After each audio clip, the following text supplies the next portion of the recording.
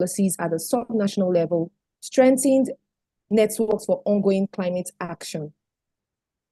And today I have with me our panelists. Good thing the SOS ranking cut across our panelists who are from the 3 states who were ranked as one of the top states: Lagos, Katsina, and Ebonyi states. And so my panelists have, all 3 of my panelists have 3 minutes each to give their responses to each of the questions being asked. And then we will take some more questions. And of course, the question and answer session comes in at the end. So if you have questions rather to say, during the course of the conversations, please note them down, because at the end of the event or at the end of the webinar, we will take in all questions of all participants. So without further ado, let me welcome my panelists. Join with me as I welcome Mr. Bankole Michael Omoniyi.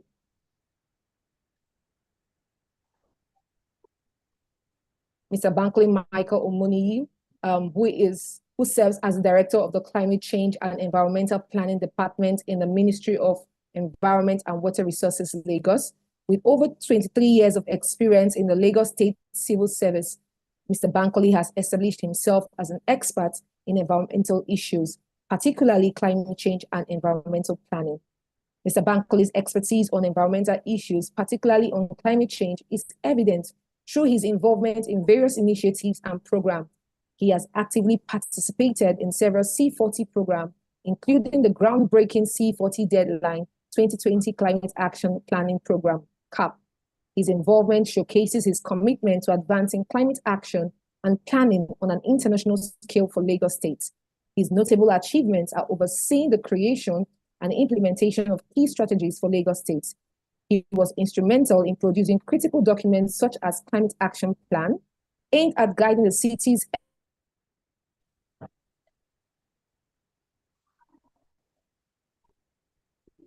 efforts towards becoming pathways to achieve sustainability goals, Lagos Informal Settlement, Household Energy Survey, and the Lagos State Climate Risk Assessment, Lagos Climate Adaptation and Resilience Plan, and Lagos State Climate Change Mainstreaming Strategy and Action Plan. These contributions demonstrate his commitment to understanding and addressing various environmental challenges. Mr. Bankole holds a degree in industrial chemistry from Abubakar Tafawa Balewa University, Bauchi, and a postgraduate diploma from the Maastricht School of Management, Netherlands. He is a member of the Institute of Chartered Chemists of Nigeria. Mr. Bankole's dedication to the environment extends beyond his professional responsibilities. He is particularly enthusiastic about knowledge transfer and mentoring. Once again, ladies and gentlemen, help me welcome Mr. Bankole.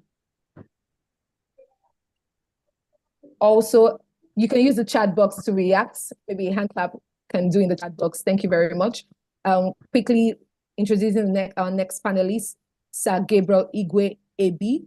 Sir Gabriel Igwe Ebi is the Director and Head of Department for Climate Change, Ebonyi State, Ministry of Environment. He is at the forefront of advancing climate resilience and sustainable development within Nigeria's southeastern region. Known for his proactive approach, he has led initiatives that center on local impact and sustainable growth, securing Ebonyi State's position as a leader in climate action with educational qualifications from the University of Port Harcourt and Coventry University. He has served in various climate and environmental roles since 2005, including his time as a SEC officer and the founding of the Department of Pollution Control in 2013 and the Department of Climate Change in 2017. A former board member of the Ebonyi State Emergency Management Agency, Sir Gabriel is also a member of the Nigerian Environmental Society and the state coordinator for the Environmental Managers Association of Nigeria. Once again, please help me welcome Sir Gabriel Ebi. Finally, introducing our last panelist, Professor Mohammed Al-Amin. Professor Mohammed Al-Amin is a consultant and special envoy on climate change, Katsina State Government. He's a visionary advocate for green growth and urban sustainability across Africa, bringing over 25 years of experience in academia, consultancy, and advisory roles. His expertise includes founding the Center for Energy and Environment at the Nigerian Defense Academy, and he has also served as special advisor to Nigeria's Minister of Environment. An active member of international boards, Professor Al-Amin contributes to advancing strategic climate solutions and sustainable policies. His research in sustainable cities, green infrastructure, and low-carbon strategies continues to inspire climate resilience and green development, both within Nigeria and globally. Once again, ladies and gentlemen, with a welcome round of applause, I welcome my panelists, Mr. Gabriel, Mr. Professor Al-Amin, and Mr. AB. Once again, with a welcome round of applause, welcome my panelists with me. Thank you very much for being on the call. Can you hear me? Yeah, we can hear you.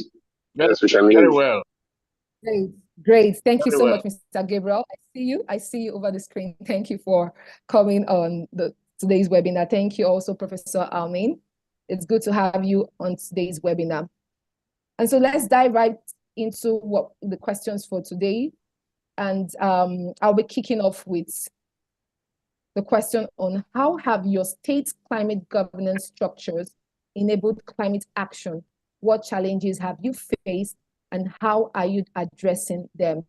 And so to kick off answering the question, I would love to throw the question to Mr. Gabriel Igwe.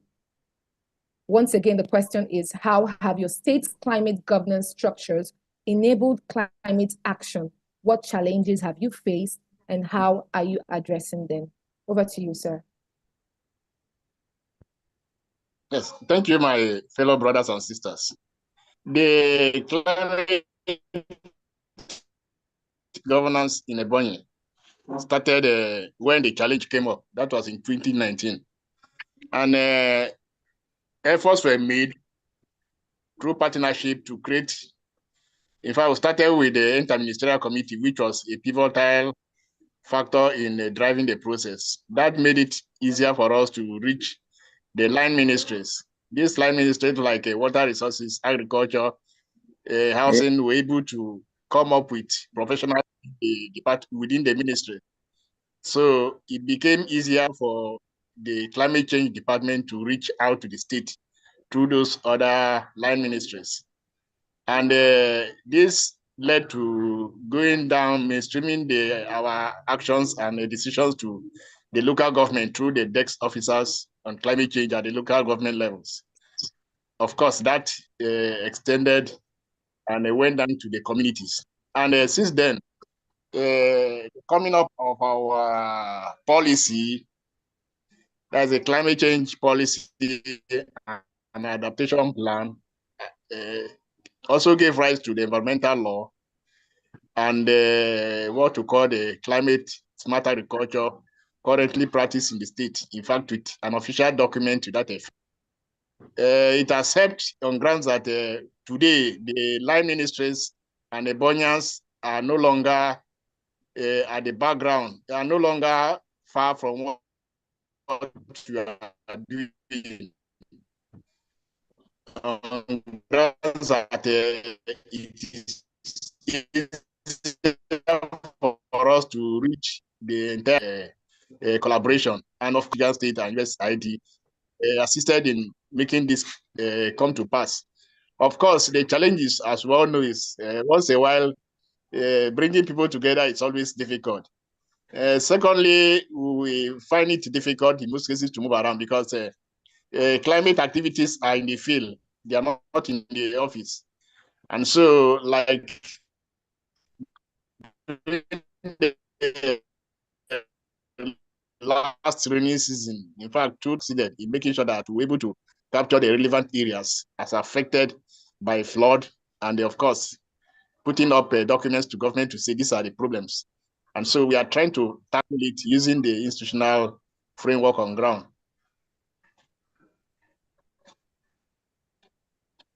Hello? Yes, thank you so much. Thank you, Mr. Gabriel. We can hear you. Do I continue? Thank you, sir. I think that's your time because we'll have to let the other panelists speak. I schooled in England, so we don't waste time in anything we do. Yeah, thank you so much, sir, for your understanding. And something which stood out for me from what you said is climate activism is on the field and not in the office. This is one of the challenges we see across sectors, some offices across the sectors is that a lot of people think that the work ends in the office, all about paperwork, but climate work is not in the office, it's on ground. A lot of research has to be done, a lot of work has to be done on ground for you to get the results or get the data you need. And so thank you so much once again for answering that question. Moving on quickly to our next panelist, Professor Mohammed, please would you love to answer the question on how have your state climate governance structures enabled climate action? What challenges have you faced and how are you addressing them? Over to you, Professor Mohammed. Okay, thank you, moderator. I hope you are hearing me well. Loud and clear, sir. First, let me start by explaining the situation in Katsina State. For the last 20 years or 25 years, the state government was aptly working on climate change actions, but unfortunately under the Department of Drought and Desertification. Since 1999, Katsina State has spent a lot of money, come up with so many actions and policies and programs towards addressing climate change. But unfortunately, under the Department of Droughts and Desertification, it was only last year when the new administration of Dr. Umar Radda came in that professionals in the state brought to the fore and to the governor the importance of having a department for climate change, as well as to synchronize the activities of climate change actions of Katsina State to the federal government's climate change policy. And that was why last year, the executive governor, as new as he was, came up with the executive bill for the State Assembly to establish an act providing for the department, as well as approved the constitution of the department with a substantial head of the department under the Ministry of Environment. That was the beginning of the Department of Climate Change in the state bureaucracy. From last year till now, the state government has achieved a lot of things. For instance, a very well-formidable climate governance structure was established, which is under 3 tiers.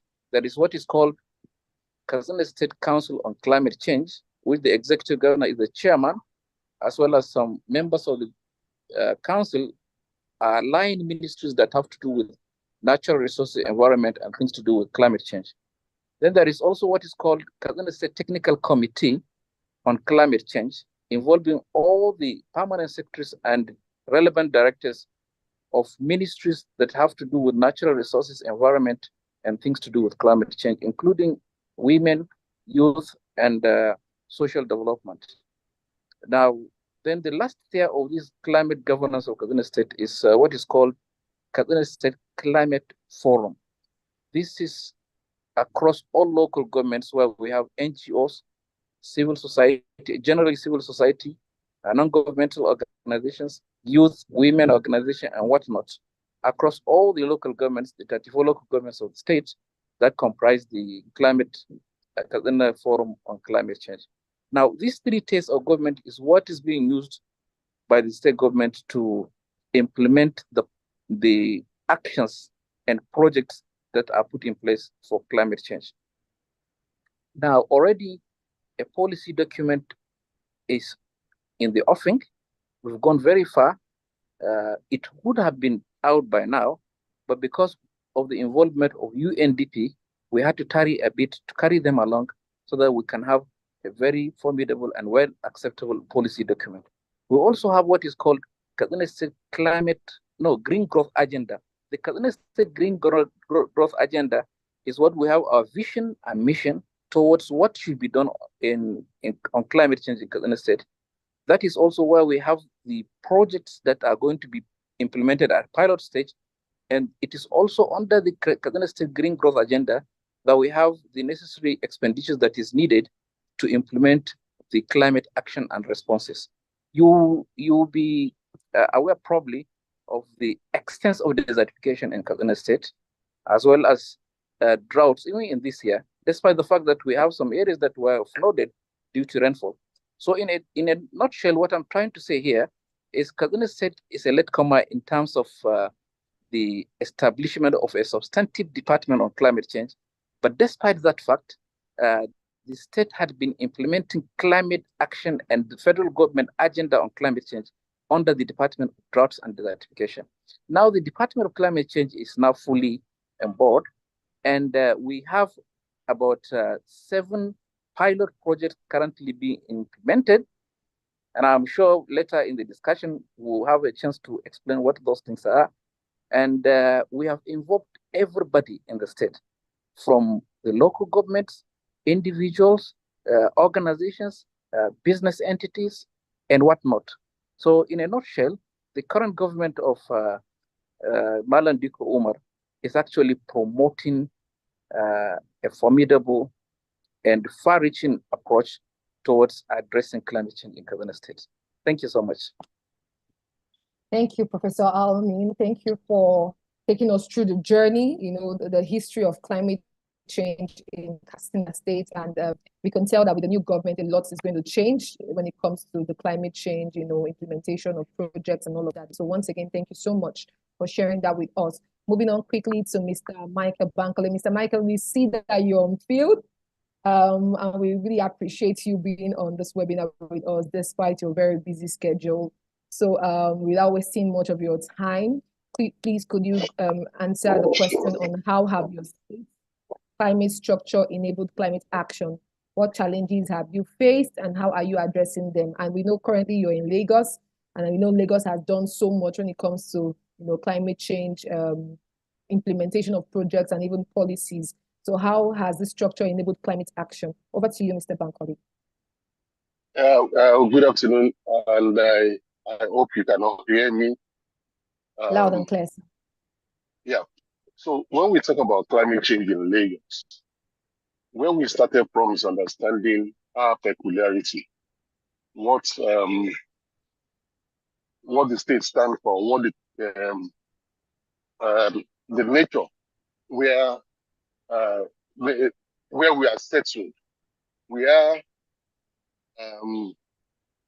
quite vulnerable. So we looked at this, and then the state government took a decisive action to take steps in forming a governance structure that will look at climate change in depth and try to bring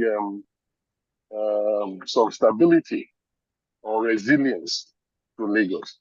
So one of the things that we did was to institutionalize a climate change unit at the Ministry of the Environment and make sure that that unit coordinates as a secretariat for what we need to do.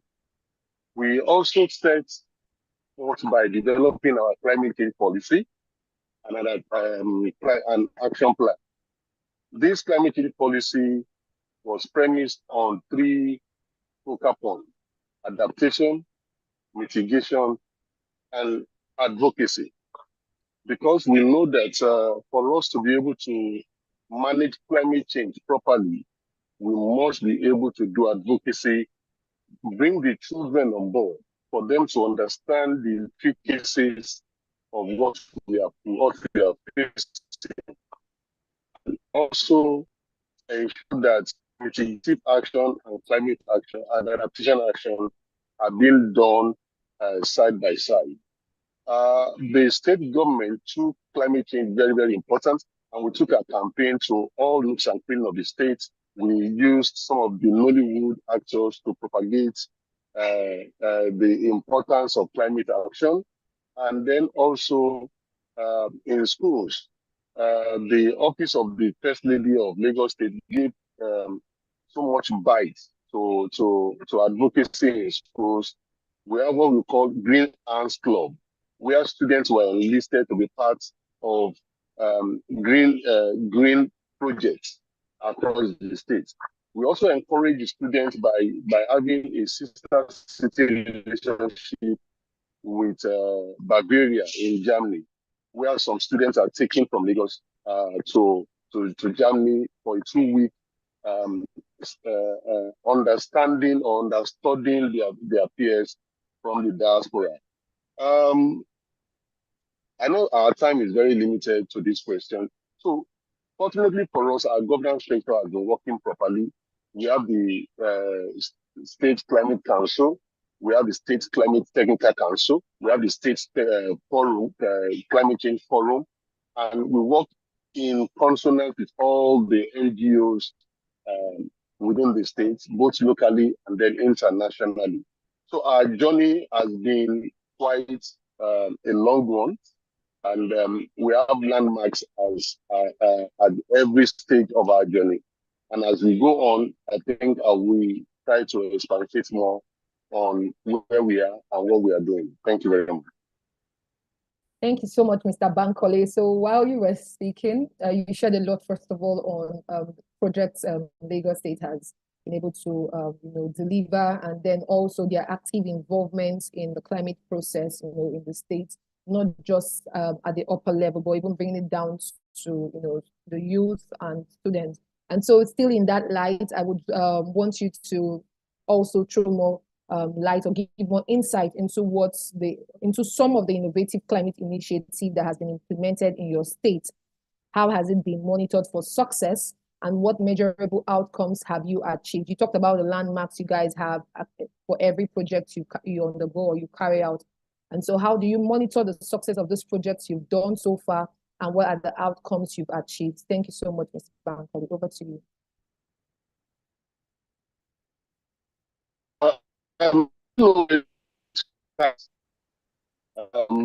When we talk about landmark projects in Lagos, is it the Eco-Atlantic City? Is it the BRT? Is it the IPP plants in Lagos? We have kind of touched on almost every sector in Lagos. We've touched on so many sectors: health, environment, transportation, and the likes. Now, what is that we have what we call Lagos State Development Plan, and that is a kind of document that binds or that informed our activity, informed what we do in the state. And every other document that we have produced revolving around this Lagos State Development Plan. And so we take initiative one after the other. Let's say, for instance, tree planting exercise. What we have done is that we have instituted a day, July 14, as our tree planting day exercise, where we ensure that thousands of trees are planted. We've also made it mandatory that I'm sorry, I'm climbing the staircase. That's why my voice is like this. No problem, sir. Many of our dignitaries in the states have to plant a tree at least on their birthday or on a special day. So we follow in detail our activity, what we need to do in mitigation and adaptation. And we have a whole lot of programs that we are doing. And then we're taking time to also develop what we call climate action plan that detail how we go, what we need to do, and we have a mainstreaming action whereby everybody in the state, in the MDAs, relate together, we talk with each other, we monitor what we do, and then we will report. There's a reporting mechanism to monitor what we are doing in each MDAs or in each sectors as it affects climate change. Thank you very much. Thank you very much, Mr. Bankole, for sharing. I believe everyone who is on the call is getting insight into Lagos State's climate action plan and their climate processes, because we just see all of the glory, all of the good things you guys do there in Lagos State, but we really do not get to understand how these plans are or these projects come into implementation. And so thank you, Mr. Bankole, for taking us through how they come into implementation, how they are monitored, and how you also measure the outcomes of each of the projects you've done so far. So moving on to Mr. Gabriel, could you also share with us your state climate, share with us some innovative climate initiative implemented in your state, how it is being monitored, and what measurable outcomes have you achieved in your state, in Ebonyi State? Thank you, and over to you, Mr. Gabriel.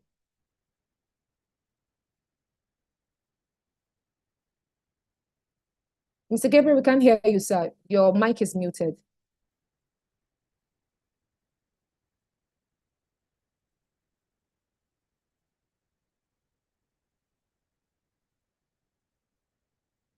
Mr. Gabriel, if you can hear me, your mic is muted.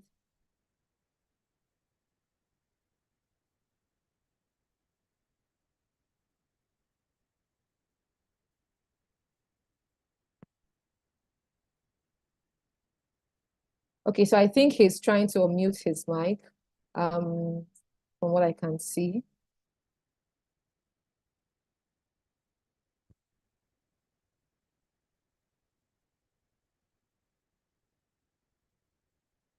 Mr. Gabriel, if you can hear me, we can't still hear you. Your mic is still muted. Please unmute your mic.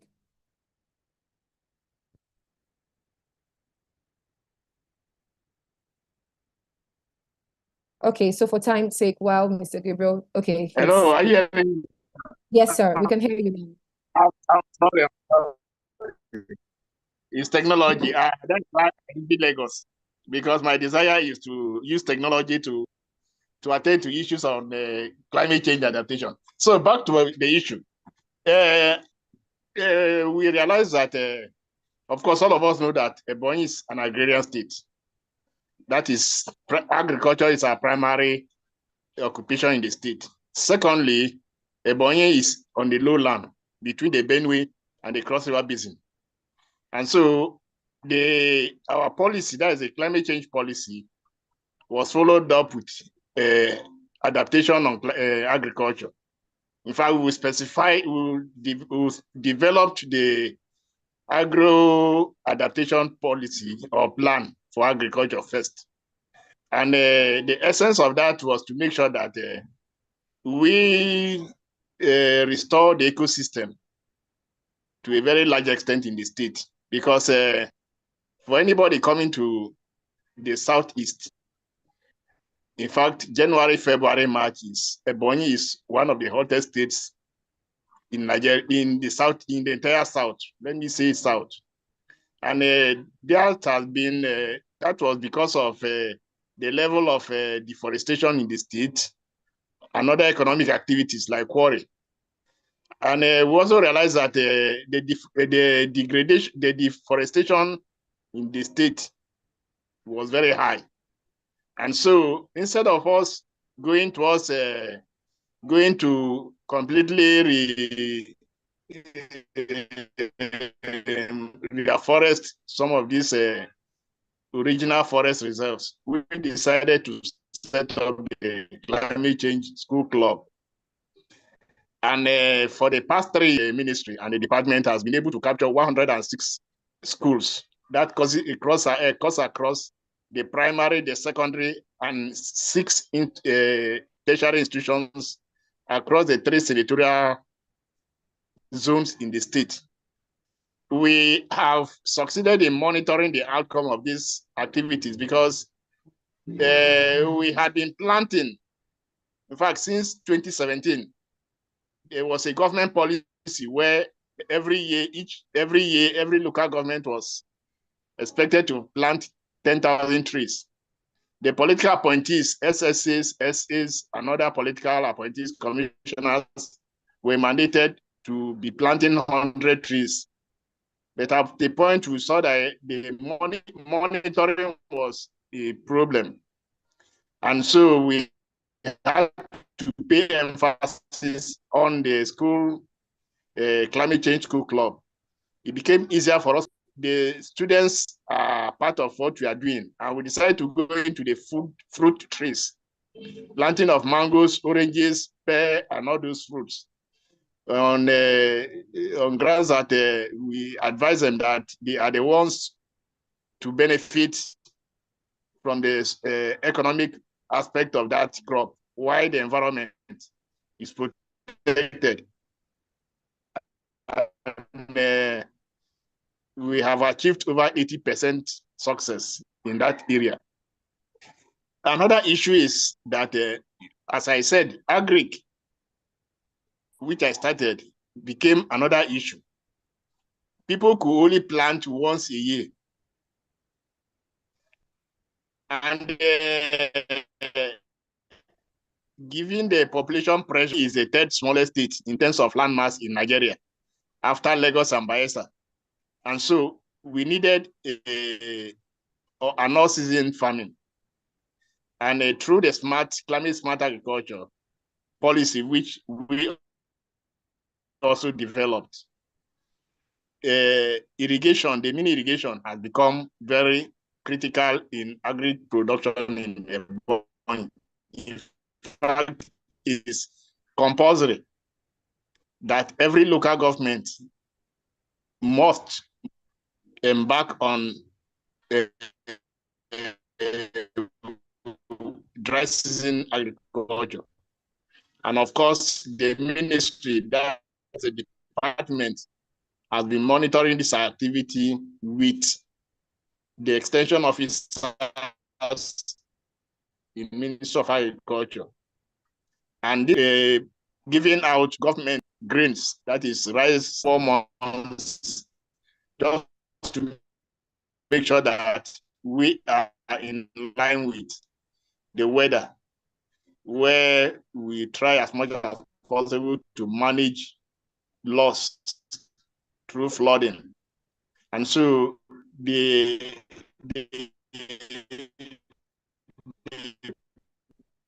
policy or the action or activity success, because for the first in crops, because of flooding, because of these actions, the ministry, we are into energy. Our former government, or the former government, started the process of trying to install street lights in the major towns. And at the end of his exit, converting these street lights to solar.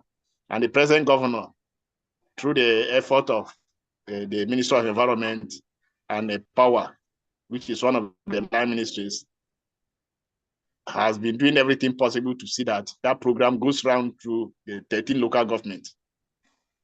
So these are just few of what we are doing, because a lot of other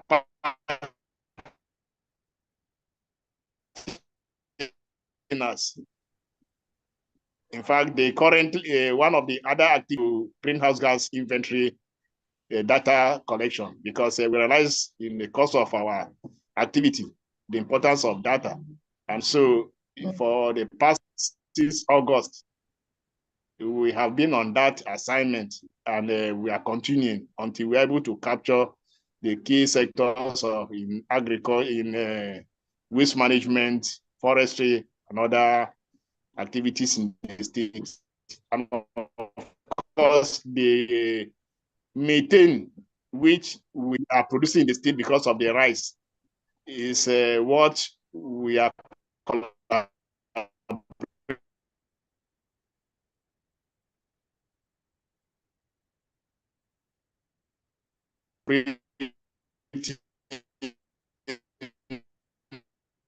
or talking to this greenhouse gas. These are some of the few activities.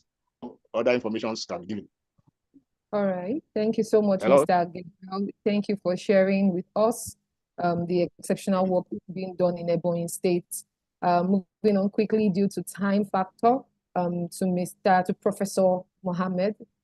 Could you also please share with us some of the innovative climate initiative implemented in your state, how it's being monitored for success, and some of the measurable outcomes? We know recently that in September, that Katsina State began their tree planting exercise and campaign to combat climate change, but we know there's more to what has been done in Katsina State. So could you please open us up to what has been done in Katsina State? Thank you so much, Mr. Professor Mohammed.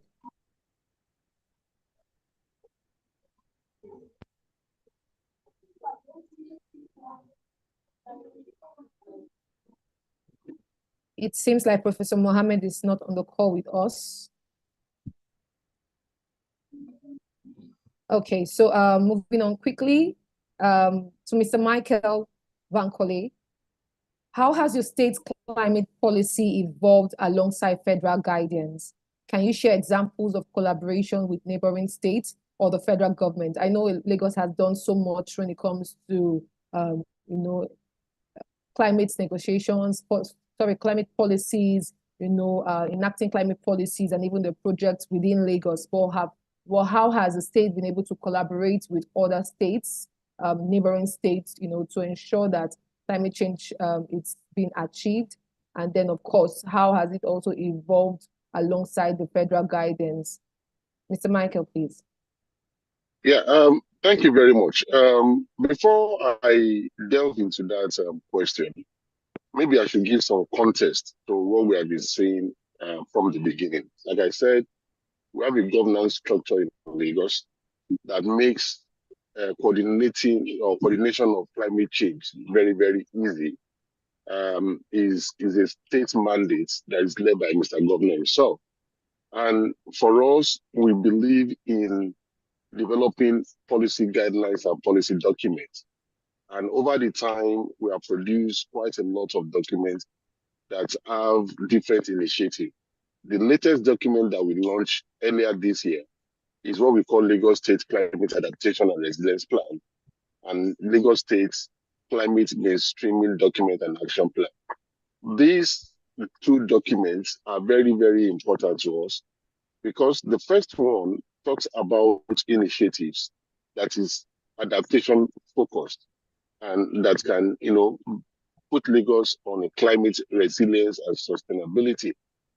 While the other one, mainstreaming, is talking about what you are just talking about now, synergy between both vertically and horizontally. You cannot, and I say it with all sense of humility, you cannot have any achievements if you don't synergize both vertically and horizontally. For us, we take our partners in the local setting in Lagos very, very seriously in formulating our policies and also developing strategy or framework into how we want to run our action in climate change. The same thing we do with the federal government. We have a very strong relationship with the Department of Climate Change and Department of Climate Change in the Federal Ministry of Environment.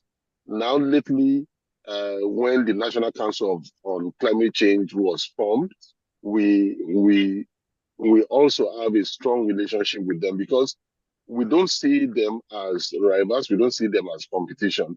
We see them as somebody, as a group that we can leverage upon to, to preach or to expand our focus and our initiative. And I must also say it here that Lagos State is the only state in Nigeria out of the 36 states and Federal Capital Territory that have a climate action plan. And that climate action plan also is embedded in the nationally determined contribution that Nigeria submitted about 2 years ago to UNFCCC. And this shows how we synergize with the federal government. And in developing our policies, what I need to also state here that Lagos State, began development of climate change policy even way, way ahead of the federal government. Our first policy was launched in May 2015. And we don't see ourselves, like I said, as a rival or as a competitor. We know that the federal government are supposed to lead the charge in climate change, and we always follow. And we always try to even push them to do better. For instance, about a few weeks ago, Lagos State launched its carbon registry. And we understand that the federal government is still working on it. They are still doing a framework. Why are we doing this? Is to make them realize that we are ready to move. So they must move and provide that direction that we need. So we are constantly talking. We participate in their programs. We share data. And whenever it is necessary for us to, what's the word now? To get anything from them as a sign of we have a very good rapport. We write to, and for Lagos State,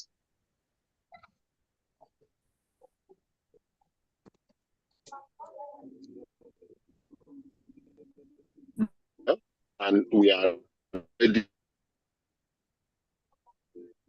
and also to push them to do what they need to do in time, because Lagos State does not have the time or the advantage of other states.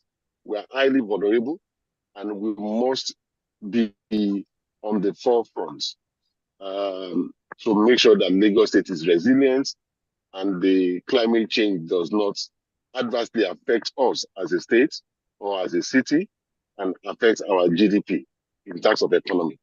Thank you very much.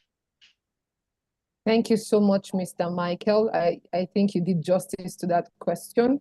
And of the truth, it is important that every state has their action plan, so that they can also know where they are headed to when it comes to the climate justice, when it comes to climate change or climate action within their states. And also I want to say thank you for sharing or throwing more light on the fact that synergy is very important, collaboration is very important in achieving what we want when it comes to climate change. And so moving on quickly to Mr. Gabriel, while we wait for Professor Mohammed to join us again. Mr. Gabriel, once again, I want to ask, how has your state's climate policy evolved alongside federal guidance? Can you share examples of collaboration with neighboring states or the federal government? I know Ebonyi State has been able to do one or two things, but has this been in partnership with the federal government, or it has just been solely on Ebonyi State? Over to you, Mr. Gabriel. Thank you. Yes, thank you very, very much.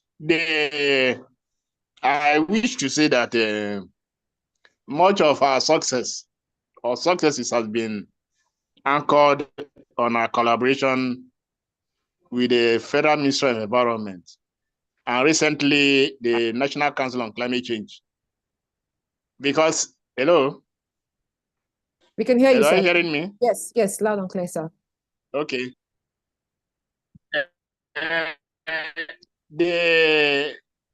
The encouragement and the zeal and in fact, the encouragement that led to the push for Ebonyi to go into climate change came from Federal Ministry of Environment. That was in 1999. In a program, we were challenged. And since then, the likes of, in fact, Federal Ministry of Environment has done, and they are still doing a lot, because hardly do they organize any program without inviting Ebonyi State.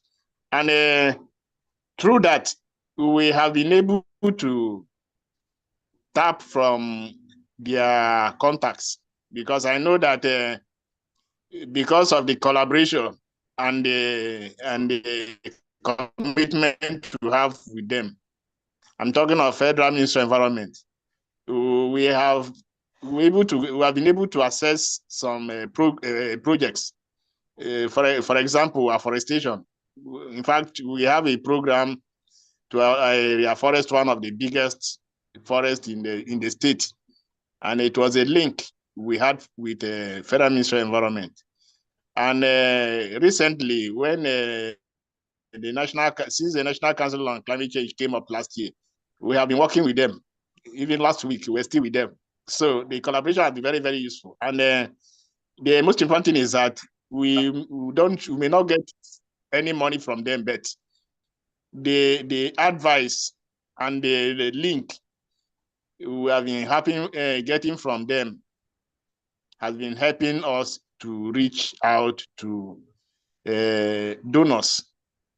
And at the local government, at the state level, we've been able to downstream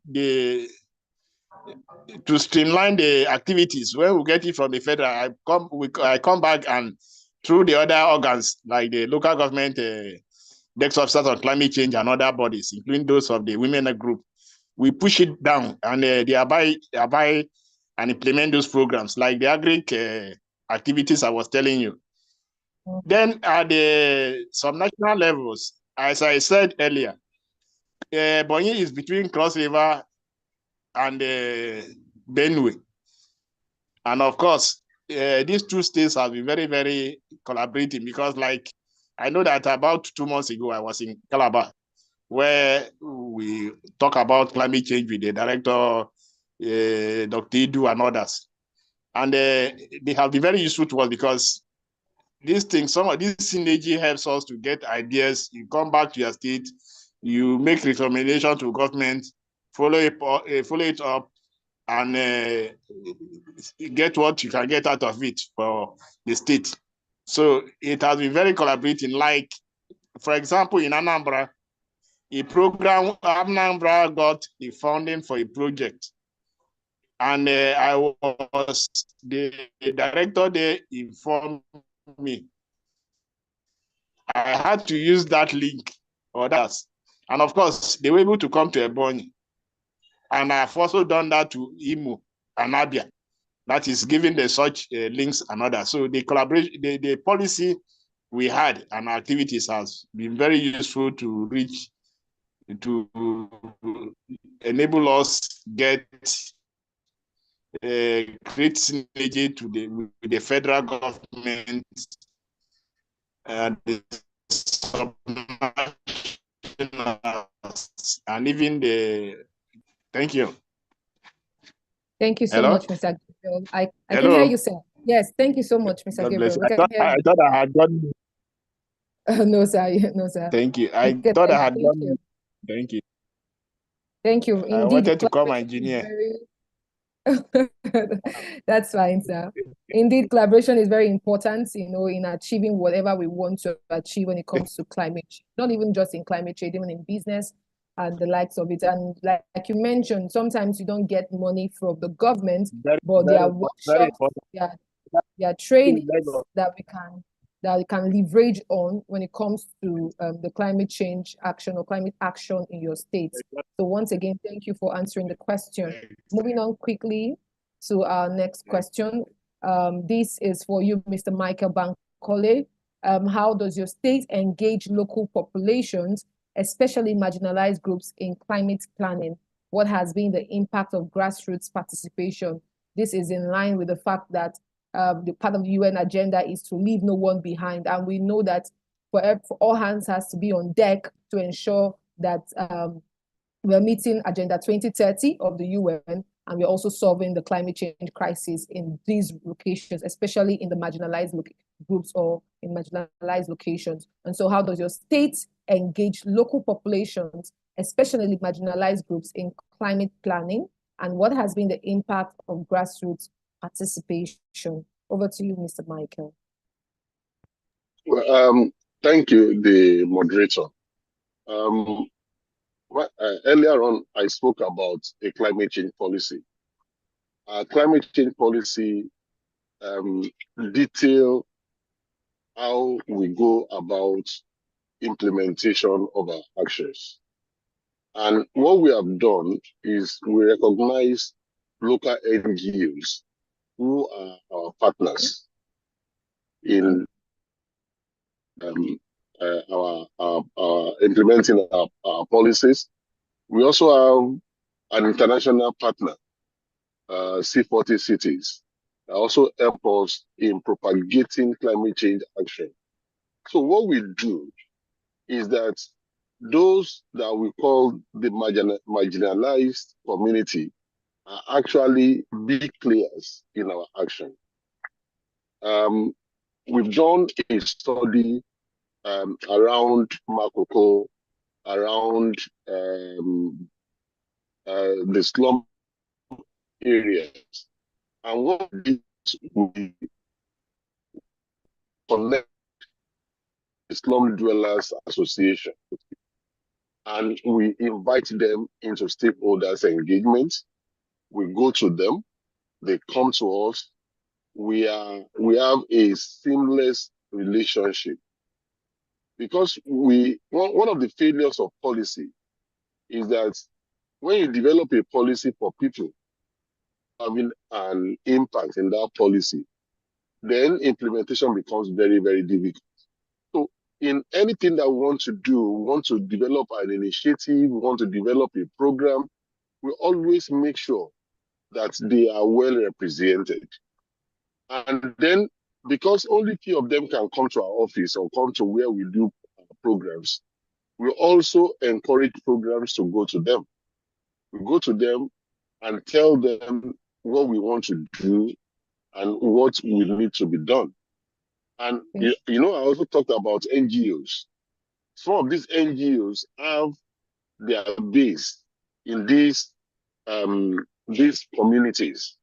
So when they have their programs, we oblige them and we go. We go so that we can relate with them. And most of the initiative that the state government is doing, many people, when you come to Lagos and you're on the Third Mainland Bridge, you see Makoko, many people have talked, why don't government displace them? And the answer is, why will government displace them without an alternative? So what we are doing is that we are discussing with them, make them see reason why we need to do what we want to do, and then at best relocate them to a very good place. So Lagos state government is very, very high on stakeholders engagement. In fact, most of my program for the year is centered on stakeholders engagement. And we don't only call those people that are going to speak big, big English. We call the people that these actions are affecting. We also design program like gender adaptation program. This program is supposed to empower women. We bring in stakeholders that are into upcycling, recycling, smart farming. We bring them together and then we ask them to train our women on the best option of how they can do smart farming or how they can do upcycling. So for us in Lagos State, we don't see them as marginalized. We see them as partners. We see them as very important too in our development of climate change initiative. And we use every means possible to make sure that they are part of us, they discuss with us, we take their brain. And it might surprise you, many of these people that we call marginalized are even more educated. They have local knowledge, they have even the foreign knowledge of what, because they live there, they have been adapting. So when they tell you what they do to adapt to the conditions, you'll be amazed at the amount of knowledge that they have. So we see them as partners. We don't see them as marginalized. The only challenge is that we don't have enough fund to be able to support this kind of venture or to do most of the things that they want us to do. But at the little that we can, we do for them. Thank you. Thank you so much, Mr. Michael. I think you really cut across some of the key areas or key aspects, I would say, that borders around, you know, engaging local population. Sometimes they cannot come to you. It's important to take the programs, the trainings to them in the local area or in the marginalized areas. And also, like you said, indigenous knowledge of those people is very, very key, you know, when tackling the climate crisis, because they have lived there, they are adapting, and they're also thriving in that area. So once again, Mr. Michael, thank you for sharing with us what Lagos State government is doing in partnership, like you said, with the marginalized groups in Lagos State. To you, Mr. Gabriel, please, we would want to hear from you on how Ebonyi State government engages local population, especially marginalized groups, in climate planning, and what has been the impact of grassroots participation. Because I know you talked about during the course of your conversation, you know, with different stakeholders, the students, the men, the women, tree planting and all of that. So I know, but beyond that, what have you guys, what has the Ebonyi State government done when it comes to the impact of grassroots participation in the climate action in Ebonyi State? Thank you very much. Like I said, we have a community climate change groups, which is existing in all the states. Besides that, we have the women in agriculture, very active in climate change activities. Besides that, to have women in mining, in mining in the state who are very active. Because I told you, or sorry, I said that part of the problem, or one of the primary problem, because it's primary now, is the excessive heat. The temperature in Ebonyi, as I've said, find out under any method, January, February, March is very crushing. And I also said that one of the reasons for that is the quarry activity. So when we identify some of the problems, we had to involve the women. As I said, we have the women in agriculture who are key players in driving the process. We have the women in mining who are the key process in driving the process in the mining sector. Because you realize that before now, a woman will carry back her 6 months baby at the back and go to a quarry and be carrying lumps to go and put in feed the crusher. In the process, at the end of the day, she will be paid 1,000 naira or so, or whatever. At the end of it, the health impact becomes more than that money given to her.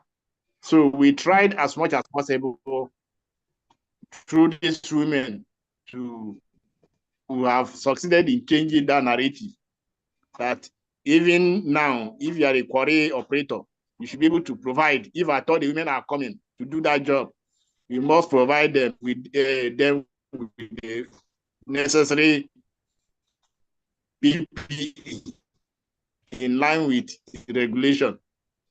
Then personally, I'm a PW,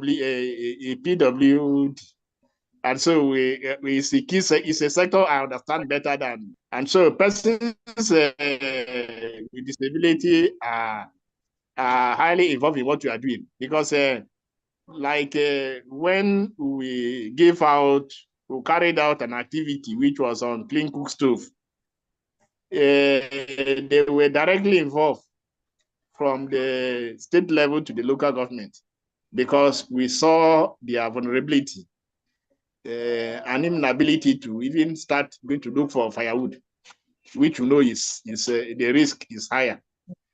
And so by way of summary, I'm saying that the government, through the department, has involved you call them the disadvantage. I don't know how the adjective you use in describing them, whether it is a weak ones, but in the climate change activity, it is involving all of us, because more than the bigger ones. And one good thing is that when you go out to talk about climate change and tell the people the impact it has and your effort, or why you have come to do what you want to do in their locality, some of them starts even doing those things without pay. I remember in the school program which I told you is about 3 years now, many of the schools, when we go there, we go there with 50 siblings, they will say, please bring more, we'll plant it, don't pay us. Because we make them to understand the fact that it is not only, we are not doing it only to protect the environment, but to provide, to improve on the livelihood. So by way of summary, and due to time, I told you time is always important. We are carrying everybody along. In fact, more important, they are even more important than some of us, because like as I say, and I always tell them, when I come to a local government and plant an orange tree, I'm not coming there to harvest that orange. It is you and your children who will harvest it. So summary is that everybody is carried along. Thank you. Thank you so much, Mr. Mike. And it's good to learn of the fact that the people of Ebonyi State are receptive when it comes to, climate action. Hearing them request for more seedlings shows that they are willing to be part of the process and, to be key players when it comes to climate change or climate action. So thank you once more. And Still, this question I'm about to ask is still for you, Mr. Gabriel. We know that Ebonyi has excelled both in institutional arrangements and project implementation. In short, they were ranked third by the Federal Ministry of Environment and, the Society for Planet and Prosperity. So I want to ask, and everybody here wants to also know, what specific strategies has helped Ebonyi integrate climate policies into its development framework, and how has this contributed to its high ranking? I know I saw the ranking sheet, and there were a couple of metrics that was used to rank to give this year's ranking, and so I know that Ebonyi excelled in some of those ranking metrics. So how has Ebonyi integrated climate policies into its developmental framework, and how has this contributed to its high ranking? Over to you, Mr. Gabriel. Yes, before we had our policy, which it goes with the climate change law in 2020. Before then, climate change never had a budget in the state's activity. But when the policy came up and it became an official document, it was very easy for my ministry to put climate change at the forefront, because we had a document which we always go there to say, please look at item A, B, C, D. Program should be implemented because we need sustainability. Just like what I was saying, we were able to, for example, control flood in Ebonyi, in the Ebonyi capital. That reduced to a very large extent. Staying within those areas, we're losing. And so it became easier because of that action we started taking to streamline, to incorporate climate activities into government programs and policies. And of course, in the budget. I think that is one of the biggest achievements we had or gained for having a policy and the adaptation, in fact, the relevant framework. And of course, like it is now, as I said, climate change is everybody's issue now. It's no longer for some persons. Now it is a law that when you cut one tree, and in fact, you should plant 5, except you are not seen. And if you are seen, there's a penalty for it, in line with the law, not created by an individual. So what I'm trying to say is that the policy actually gave us a framework upon which we succeeded in selling the climate change adaptation and mitigation activities in the state in order to have sustainable development. And it is really what we are still experiencing much of this, some of these activities, but I think the impact is getting less, and a lot of livelihood are being empowered through activities in the agro sector. People now know that you have to plant, when to plant and what to plant. It's no longer in July, first week of July or July, you can't plant maize. You can't plant a rice, which is 6 months existing. By September, October, flood will come and pick it up. So those types of activities has enabled us to mainstream climate change activity into government policy and programs, and towards achieving sustainable development.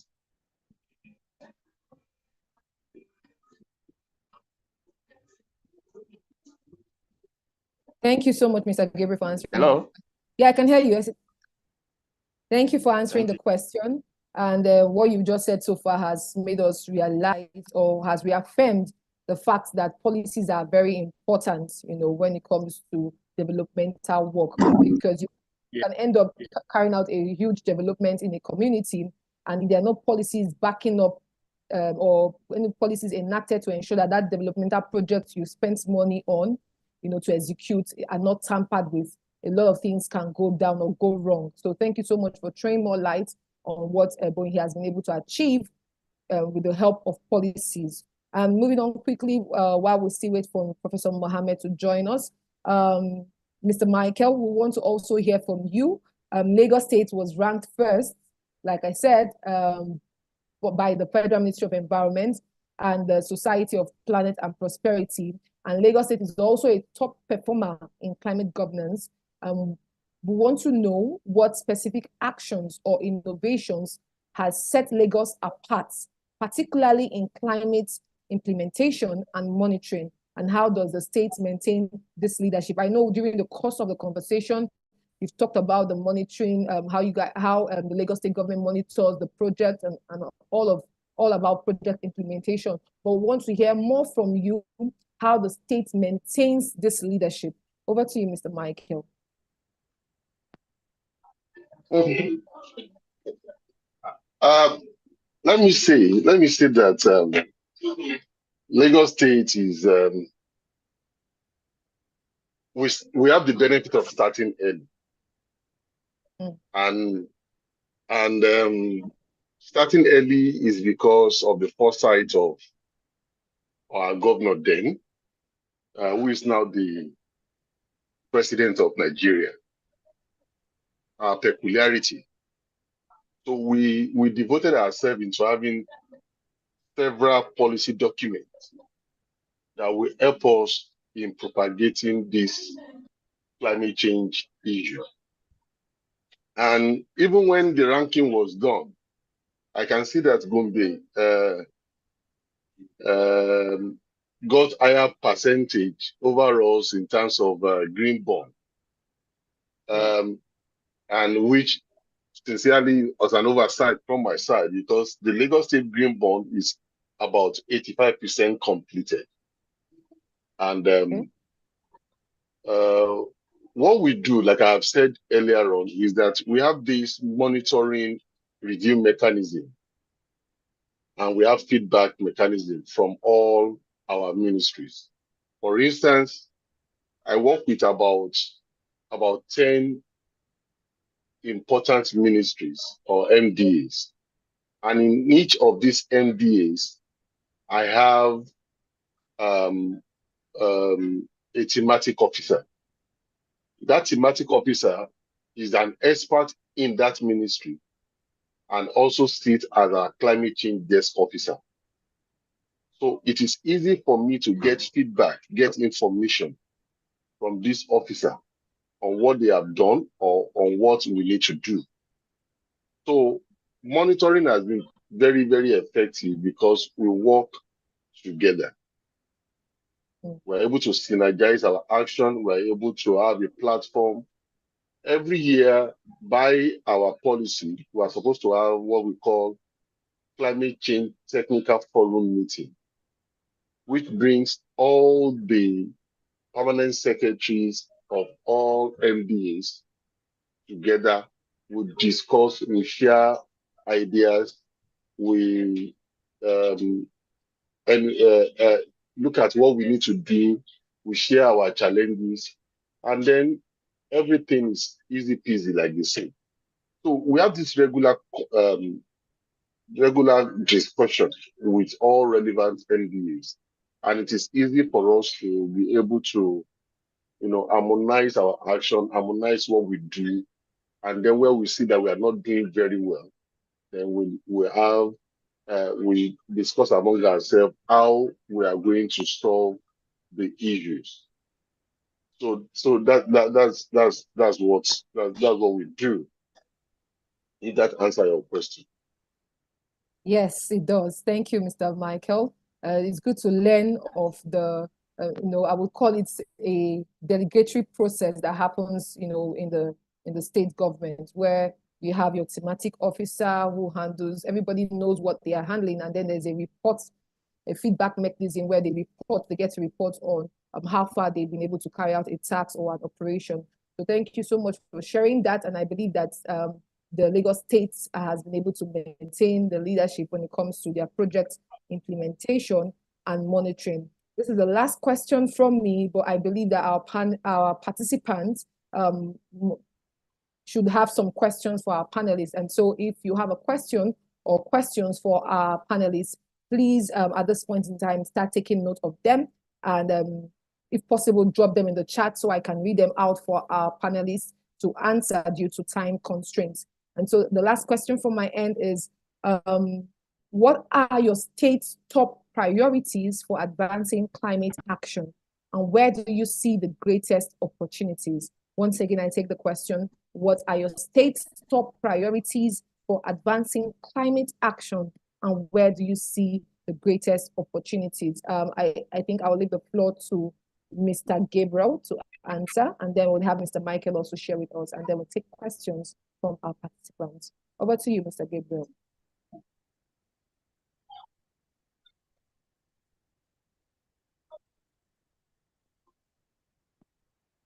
Hello, Mr. Gabriel, are you with us?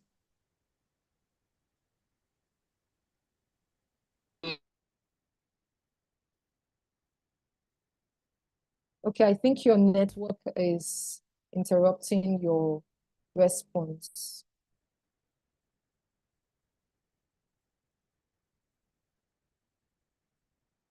Okay, so while we wait for Mr. Gabriel to fix his internet and join us, Mr. Michael, would you please answer the question on what are your state's top priorities for advancing climate action and where do you see the greatest opportunities? Thank you. I'm sorry, it's network. Okay, so we'll come back to, right on to you. We have Mr. Michael taking the question now. Hello? We'll come back. Yes, sir, we can hear you. Yeah, our greatest challenge right now, or what we need to do, our next step, is how to bring life into our adaptation and resilience plan. Okay. So bring life, we have, like I told you, we have an adaptation and resilience Yes. plan. And we are looking at, getting investors to come and, invest in some of the plans that we have highlighted in that document. And we are also hoping to use COP29 as a leverage of getting some commitments from international community. And also for us in the state government, we are looking at what we have done this year, and then we are giving ourselves a greater challenge to trump whatever activity that we have done this year, do more engagement, bring in more foreign direct investments, turn some of our ideas into pilot projects, and just basically be on the upward movement that we desire. Thank you.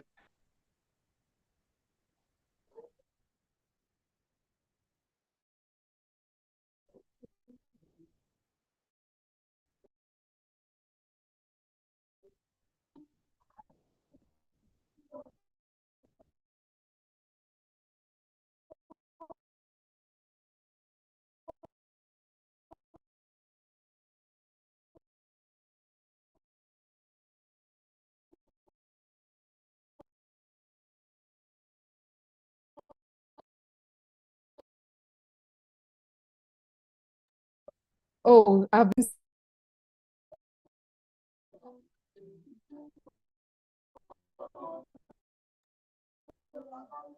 muted while I was speaking, sorry. So I was saying, Mr. Michael, thank you for sharing with us how the Lagos State government has planned to leverage on COP29 and also turn some of the ideas into pilot projects, which is very important, when it comes to implementing solutions. If Mr. Gabriel is back on, we would love him to quickly answer the question. Do we have Mr. Gabriel back on the call? Okay, so while we wait for Mr. Gabriel to be back on the call, anybody with a question? Do we have questions for our panelists? Anyone with a question? Anyone with a question for our panelists? Okay, so Hello. Yes, Ms. Pasi. Yes, can you hear me? Yes, I can, loud and clear. Okay, great, awesome. So thank you so much to each and every one of our panelists who have been able to answer all our questions. So far, we have so far it's rather unfortunate that due to the internet situation in Abuja right now, Professor Al Amin could not continue the session with us, but he called and sent his regards and would like to continue the conversation some other time when it's going to be more favorable. So please, if we have now our Q&A, any of our participants have any questions for our guests, this is the time to drop the questions and they will gladly answer.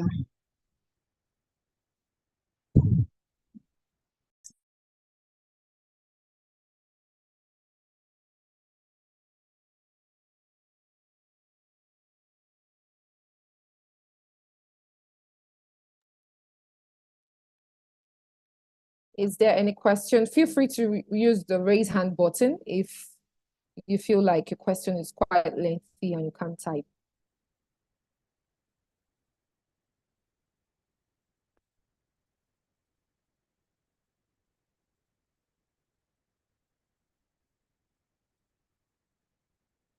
Okay, Pasi, I think we don't Hello? have question. Yes, I can hear you, Pasi. Can you hear At me? this point, we'll have to, yes, I can hear you. Can you hear me? Yes, I can. Yes.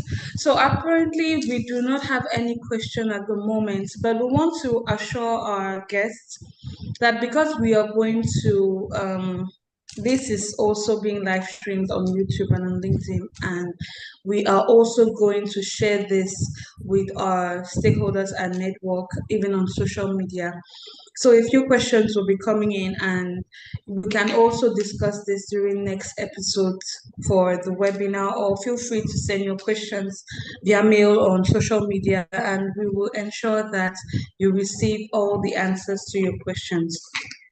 So thank you so much. Oh, yes, it also has a question from Mr. Bankoli.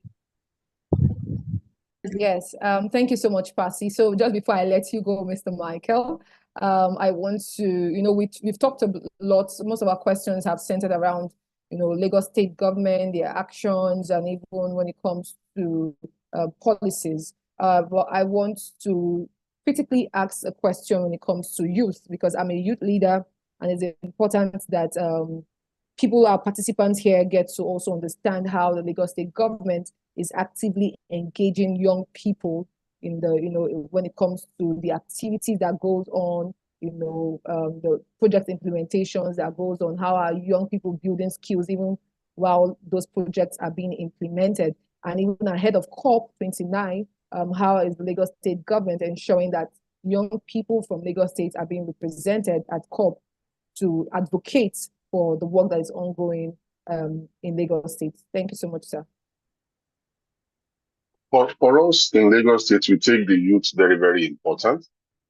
And we are intentional about designing programs that speak to the youth. For instance, we have what we call the Lagos Climate Youth Campaign.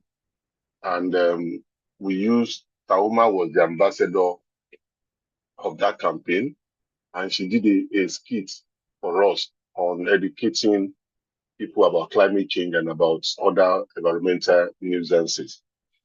And the second leg of that campaign is going to be a competition that we call Lagos Arts Talents, where people are to use creative arts, spoken words, or whatever to depict solutions to climate issues. Number two, earlier in the year, we did a lab that we call Youth Lab.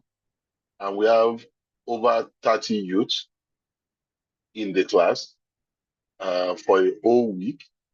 They were mentored by different people, and then they were grouped into different categories to continue their work. That lab will be ending this year by December. And then we are already planning for the second edition of that lab. We call it Y Lab. Y Lab is a collaboration between Lagos State, C40, Urban Better, and another group from United Kingdom. So we design programs for the youth. And then during our climate change summit, we make sure that before now, the youth have a breakout session whereby they discuss everything about youth, and then they propose solutions to what we need to do in the climate change space. But this year's edition that was held around July, we brought the youth to the main plenary, and we have to transport the main speaker from Abuja to Lagos. We accommodated her for the day she spent in Lagos, and it was a special day dedicated for the youth to be able to discuss climate finance and adaptation as it affects the youth and what they intend to do. And all this program plus our activity with them when they have their own personal projects, we give the backing to them, and then make them try to give them the backing of governments, make them visible. So we have a lot of things, and my door is open. I collaborate with many of them. They come in, we discuss, we share ideas, and then I attend their program, and then we formulate programs together. And that's it. We take them very seriously. They are our partner in progress, and then we take time to develop programs for them. In the coming year, we also have more programs that is going to be youth-oriented, youth-focused. And then it was our plan to have a Lagos State Youth Council this year, but we couldn't do it. But we'll try and see how we can revisit it next year, see what we can do, so that we can have that council, and then it can be like a governing board, an advisory council for us on climate change issues. Thank you. Thank you so much, Mr. Michael. You really did answer all of my questions. So over to you, Ms. Passy, sorry to say. Thank you so much for the opportunity. Oh, we are the ones thanking you in the name of Climate Action Africa and even all our participants. We are really grateful for you and for all our honorable guests who honored our invitation here today for SOS Episode 2. It was a frank success because at Climate Action Africa, we believe that success is measured by impact and not necessarily by how loud it is. So having all of you talk about all what has been done in the different states towards mitigating the effects of climate change, and also sustainable development and youth development, just a day before we celebrate the International Day of the African Youth, means a lot to each and every one of us at Climate Action Africa. So we say thank you. We will meet again for SOS Episode 3. And just like today, it's going to be on the last Thursday of the month of November. We are going to communicate dates and time to each and every one of you. The link to this webinar will be shared via mail as well. And we will also, do not hesitate to follow us on social media, where we are going to broadcast this episode of SOS Episode 2, and thank each and every one of you as well for participating officially. Thank you very much. We appreciate your time. We appreciate your input, your investment, your questions and your answers, and we will see you next month. Thank you. Thank you, Passy. Thank you, everyone. Bye for now.